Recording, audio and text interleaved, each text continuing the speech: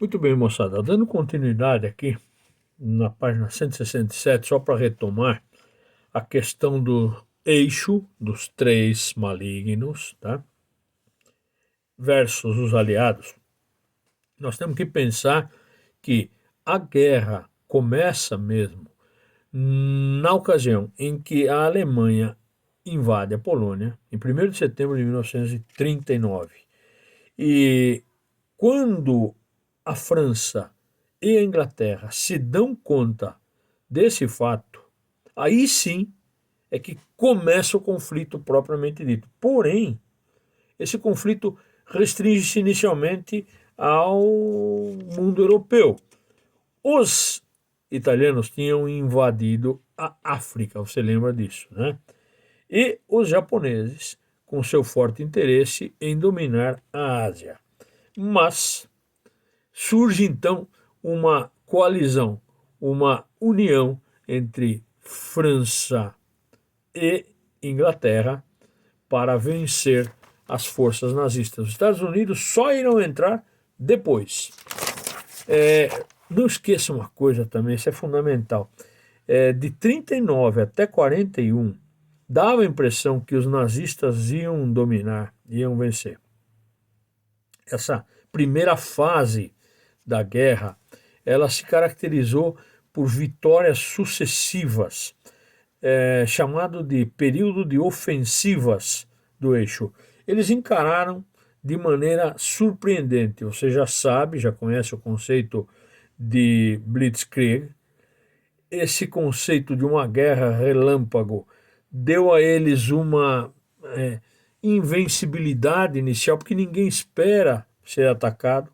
Lembra que eles treinaram na Espanha, a Abissínia também foi vítima disso, mas em seguida eles começam um período de invasão com ataques rápidos que surpreendeu todo mundo: Noruega, Dinamarca, Holanda, Bélgica, Luxemburgo e, por fim, a própria França. Lembra que eles estavam estacionados lá na Renânia, né? Aquilo era um sinal nítido do que eles pretendiam. Por fim, ao invadir a França se rende, não tinha muita alternativa, né? E forma-se uma nova república dentro da França, a República de Vichy.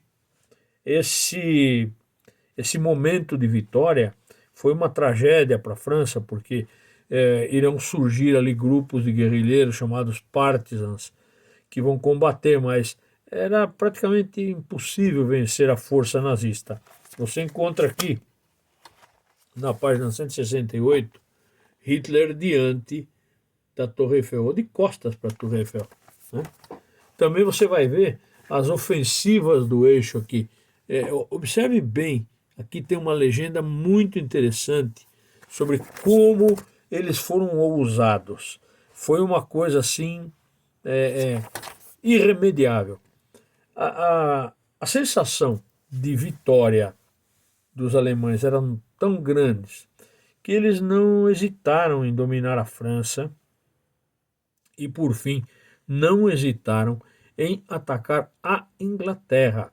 Foi um período terrível, sabe, para a Inglaterra, porque a França estava dominada. Do lado de lá do Canal da Mancha, os ingleses sendo bombardeados pelos alemães, a Força Aérea Alemã, Luftwaffe, era terrível. Foram, assim, momentos terríveis para Londres. E esse período em que os alemães atacaram trouxe mortes, cerca de 40 mil civis morreram em Londres, tá? Só que, felizmente, existia uma força aérea, a Real Força Aérea Britânica, RAF, que ousou contra-atacar os alemães. Foi uma resistência e tanto, sabe? Mas não foi fácil. Foi algo assim que o Churchill dizia sempre, primeiro-ministro, que nunca tantos deveram a vida a tão poucos.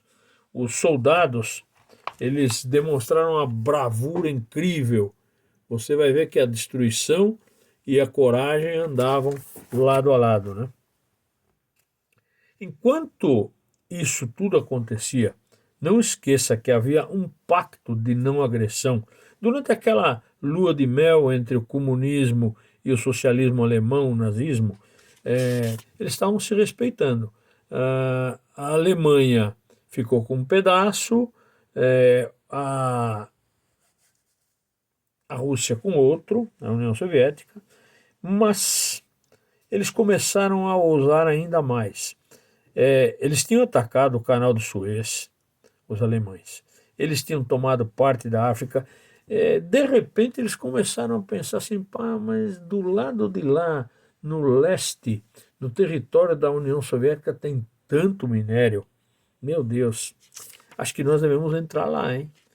E não é que o Hitler traiu a confiança da União Soviética e invadiu, em junho de 1941, ele invadiu o território russo. Meu Deus, pegou os russos desprevenidos. E isso deu uma certeza para os alemães ainda mais forte. Tinham impedido o canal de Suez de receber navios para o vai e vem para a Inglaterra.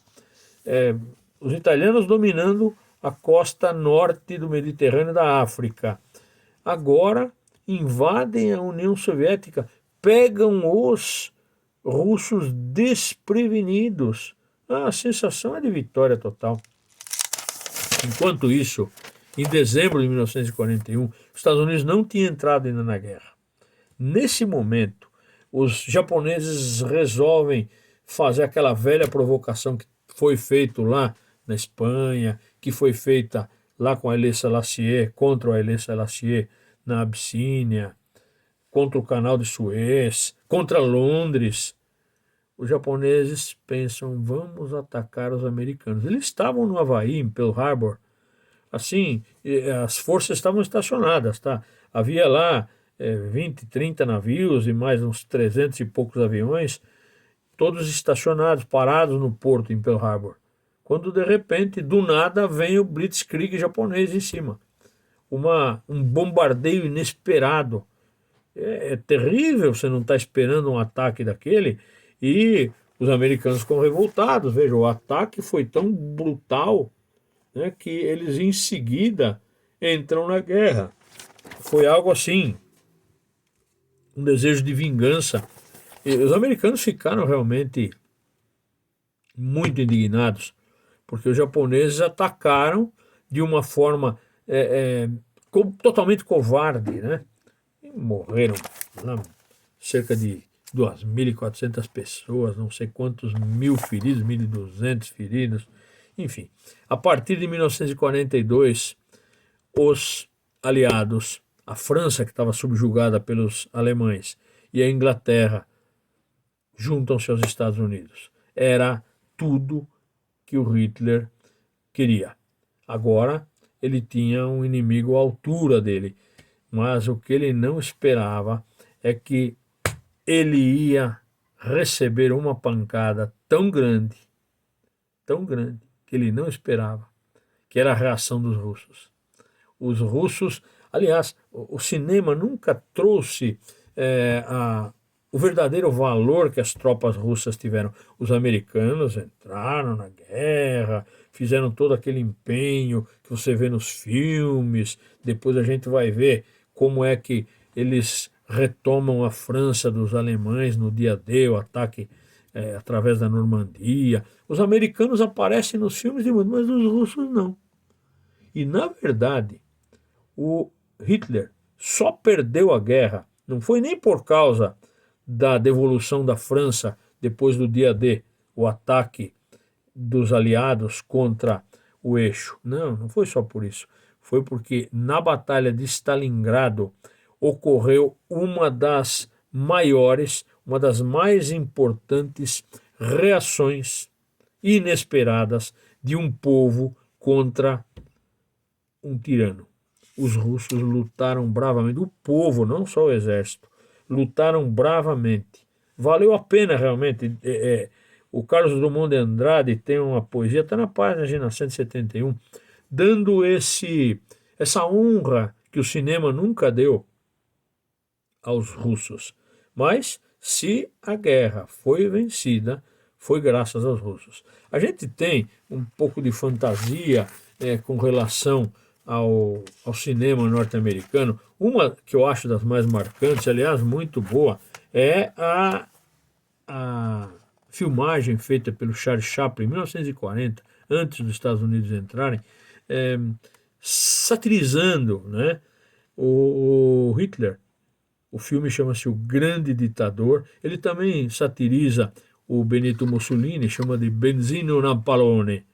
E mostra, assim, de uma maneira cômica, como o Hitler pretendia dominar o mundo. Mas isso é um ato cinematográfico. Poucas vezes foi dito que quem fez o trabalho realmente de reprimir os alemães foram os russos, né? É muito interessante pensar nisso, tá? Outra coisa também, enquanto os japoneses bombardearam Pearl Harbor, eles não imaginavam que a coisa iria complicar, porque em seguida, depois do enforcamento do Mussolini, porque os alemães estavam perdendo a guerra, Mussolini começou a se ver envolvido em uma série de ataques também no norte da Itália, e os guerrilheiros italianos, os partisãos italianos, matam o Mussolini. O Hitler se suicida diante de toda aquela vitória russa. É interessante marcar ainda uma coisa: os japoneses não desistem, os italianos se afinam, né? Mussolini recebe a punição que ele merecia, Hitler se suicida, mas os japoneses não, continuam firmes. E os Estados Unidos não podiam tolerar isso. Os japoneses foram, vamos dizer assim, os mais resistentes. Em 1945, diante da resistência japonesa, a Itália já estava rendida, a Alemanha estava rendida, os russos foram assim decisivos nisso, mas os alemães tinham treinado bem os japoneses. Os japoneses também têm toda uma tradição de resistência e os japoneses não queriam entregar o ouro. O resultado foi aquele que você já sabe: os americanos lançaram as bombas em Hiroshima e Nagasaki. Foi a única forma dos japoneses se render. Embora há sinais de que eles já ensaiavam uma rendição, mas eles não iam dar assim esse gosto para os americanos, né? Guarde bem as consequências da Segunda Guerra Mundial. Primeiro, a rendição do Japão pôs fim aos conflitos, tá? Porém, o fim da guerra não acabou com a tragédia. Os mortos em Hiroshima e Nagasaki continuaram clamando, embora os mortos não falam, mas a tragédia continua clamando até hoje, mostrando para nós até hoje o que é uma guerra atômica, né? Felizmente ela nunca mais aconteceu, esperamos que nunca aconteça. Mas foram 40 milhões de mortos ao todo na guerra, 6 milhões de judeus, você já sabe disso, 30 milhões de feridos. E, como eu disse, os mortos japoneses são uma lembrança, e serão por muito tempo, do temor da destruição que uma guerra nuclear pode causar, né? Outra coisa, depois da guerra, os russos, os soviéticos e os americanos dividiram a Europa. Berlim ficou para o lado russo e começou aí o fim de uma parceria. A parceria que existiu para destruir Hitler, depois que Hitler traiu Stalin, agora cria uma nova polarização, um novo conflito que nunca trouxe, felizmente, uma explosão como de Hiroshima e Nagasaki. Mas os americanos e os russos estiveram durante mais de 40 anos numa guerra fria. Esse período ele foi assim muito interessante também e precisará ser estudado, porque o temor era de que ocorresse um conflito nuclear, que felizmente também nunca ocorreu entre União Soviética e Estados Unidos. Mas isso nós vamos estudar no próximo capítulo. Depois tem o lance da criação da ONU, que você precisa dar uma olhada na página 174, né? Mas de tarefas, eu vou pedir para vocês os exercícios da página 177, tá? O exercício 1 e o 2, que você vai responder no formulário. Um abraço e até a próxima aula.